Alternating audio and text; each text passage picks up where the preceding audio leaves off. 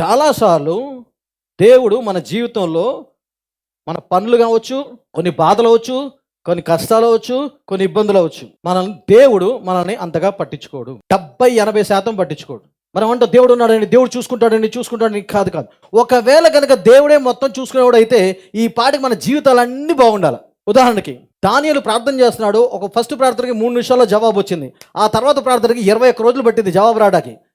ఆ 21 రోజులు ఎందుకు పట్టింది? దేవుడు దేవదూత ద్వారా జవాబును పంపించాడు, కానీ అపవాది అడ్డుకుంది. ఫస్ట్ రోజు జవాబు పంపిస్తాడు దేవుడు, 3 నిమిషాలు వచ్చేస్తుంది.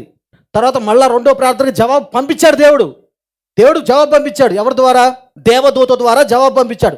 ఆ దేవదూత 21 రోజులు పట్టింది రావడానికి దానియేలు దగ్గరికి. ఎందుకంటే అపవాది దేవదూతని అడ్డుకుంది, యుద్ధం జరిగింది. ఇప్పుడు చూడండి, ఆ దేవదూత కాకుండా దేవుడే దిగొస్తే యుద్ధం జరిగేదా? 21 రోజులు పట్టేదా? అంటే అక్కడ దానియేలు జీవితంలో దేవుడు పట్టించుకున్నాడా? ఎంత పట్టించుకున్నాడు? కొంతవరకే.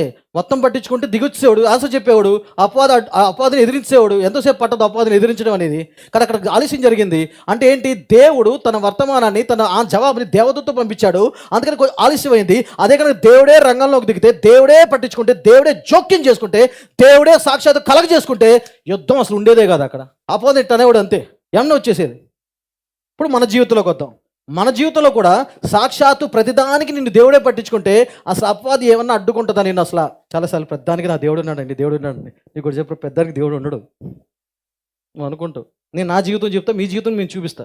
అందుకనే నువ్వు ఎప్పుడైనా సరే అపవాది చేత శోధనలు, ఇబ్బందులు, ఇరుకులు, నీ ప్రార్థనకి జవాబు లేట్ అవటం జరిగిందా? దేవుడే రంగంలో దిగితే, దేవుడే జోక్యం చేసుకుంటే ఆలస్యం జరిగేదా? అంటే దేవుడు జోక్యం చేస్తున్నాడా నీ దాంట్లో? చేసుకుంటే అడ్డేంటి?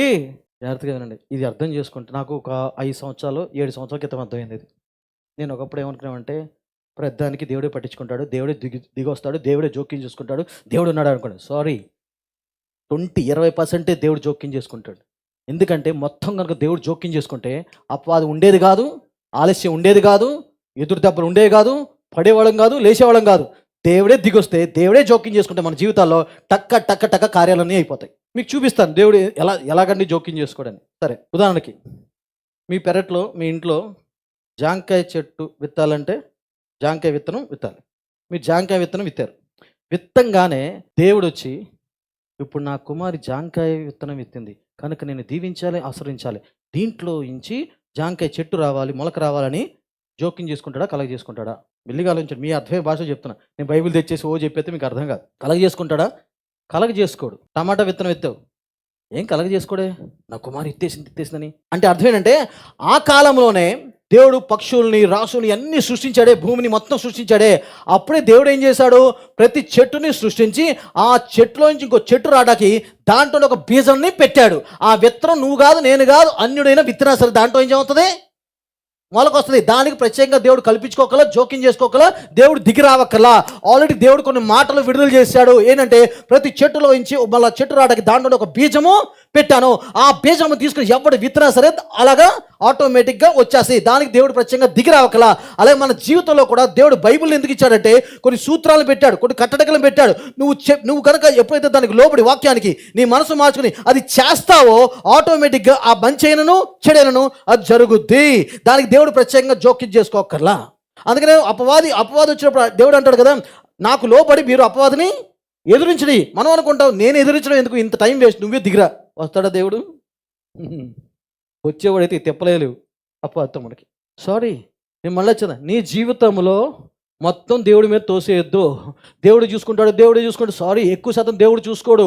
దేవుడు నిన్ను బాగా చూసుకున్నాడు కాబట్టే నిన్ను ప్రేమించి దిగి వచ్చి రక్తం కాచి ప్రాణం పెట్టి ఎంతమంది అయితే నన్ను హృదయపూర్వకంగా అంగీకరిస్తారో అందరూ రక్షించబడతారన్నారు.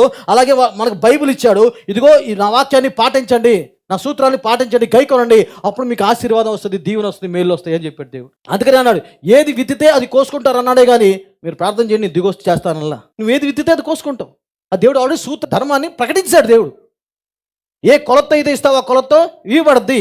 మోసపోవద్దు, దేవుడు ఎక్కిరించబడ్డు. నువ్వు ఏది విత్తితే అది కోసుకుంటావు. తర్వాత ఇంకా నువ్వు ఎదుటి వాళ్ళ నుంచి ఏం కోరుకుంటావు, ముందు వాళ్ళకి చెయ్యి. ఇది ఎక్కువ శాతం ఎవరిది ఉంది పాత్ర? దేవుడిది ఉందా, మనిషిది ఉందా? ఇక్కడ ఈ మా వాక్యాలని చెప్పాను, మనిషి పాత్ర ఉంది. ఇక్కడ మనిషి పాత్ర ఎక్కువ, మనిషి పాత్ర కనబడుతుంది నాకు. మొత్తం దేవుడు అయితే నిజంగా దేవుడి బిడ్డలకి ఇంత కష్టాలు, ఇబ్బందులు ఉండవు. అందరూ ఫలభరితంగా ఉంటారు, మంచిగా చక్కగా హ్యాపీగా ఉంటారు అందరూ. అందుకని నీ బాధ్యత నువ్వు చేయకుండా ఎక్కువ శాతం దేవుడి మీద తోసేకు. కానీ కొన్నిసార్లు ఉంటాయి నా జీవితంలో, కొన్నిసార్లు నేను రీసెంట్గా తెలుసుకుందంటే 7-8 సంవత్సరాలుగా తెలుసుకున్నా, దేవుడు 20% మాత్రమే జోక్యం చేసుకుంటాడు, కలగ చేసుకుంటాడు, దిగొస్తాడు ఆయన మామూలుగా. నీ ప్రత్యేకంగా దేవుడే కాలు పెడతాడు, ఏలు పెడతాడు, చేయి పెడతాడు, దేవుడే కల్పించుకున్నాడు. మిగతాదంతా కూడా అందుకని అంటాడు, ఒకళ్ళనొకళ్ళని ప్రేమించుకున్నా ఉండ, క్షమించమని అంటారు. కొన్నిసార్లు నువ్వు క్షమించిపోతే దేవుడు నీ పక్షాన్ని నుంచి క్షమిస్తాడు. అక్కడ అంటే నువ్వు క్షమిస్తే అక్కడ కార్యం జరుగుద్ది, లేకపోతే జరగదు. అక్కడ దేవుడి ఇన్వాల్వ్మెంట్ ఏముంది? అక్కడ దేవుడు నీకు అంకులు సూత్రాలు, దేవుని వాక్యాలు అన్నీ చెప్పాడు. అన్నీ చెప్పిన తర్వాత నువ్వు చేయకుండా దేవుడి మీద నెట్టడం కుదరదు.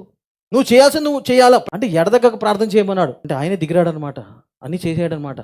అంటే ఎడదగ్గ నువ్వు ప్రార్థన చేయాలి, విత్తాల్సింది విత్తాలి, మార్చుకోవాల్సింది మార్చుకోవాలా, ఆలోచన విధానాలను మార్చుకోవాల్సినవి మార్చుకోవాలా.